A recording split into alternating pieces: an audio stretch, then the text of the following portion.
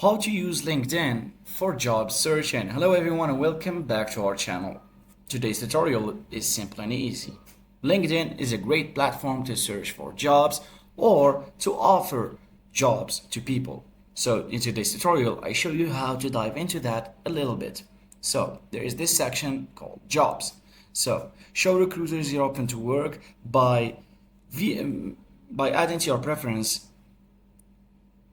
Show recruiters you're open to work by editing your preferences so you can let know the recruiters that you're open to relevant job opportunities. So let's get started.